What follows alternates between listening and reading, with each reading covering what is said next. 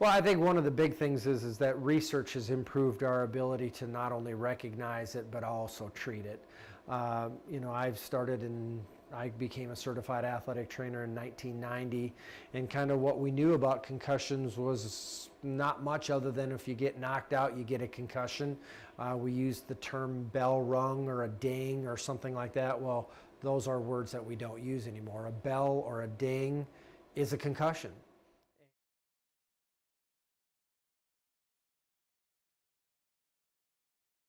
Well, if a player has a suspected concussion, they'll be removed from play or practice, and they'll go through an assessment where we're just asking a series of questions to determine, is there delayed speech, is there delayed thought processes, are the answers making sense? If we feel like that's the case, then we usually most likely remove them completely from the gym or the field, and then that's when we can come in and actually do a full-blown assessment, which we take numbers that we match to their baseline tests.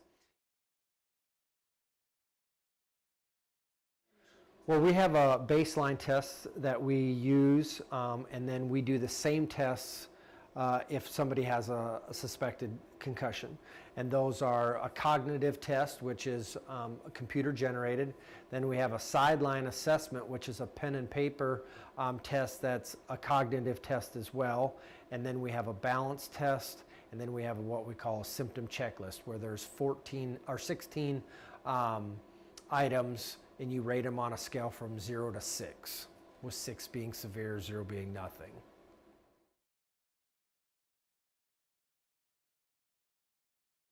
Yeah, all of our, obviously everybody's kind of concern is as well, these athletes, they want to participate and they may not be truthful.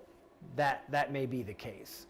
Very often a coach will come up and say, hey, he's not right, or another player will come and say he's not right, or he's complaining about a headache. Usually we can see those things, but one of the things that we do, and it's actually a rule by the NCAA, is that we have to educate them prior to the start of the year. So we actually have a consent form that they sign off stating that they will be truthful about their injuries, and part of that consent form is a whole section on concussions. What are the signs and symptoms of them, and what are you supposed to do if you have suspect that you have one.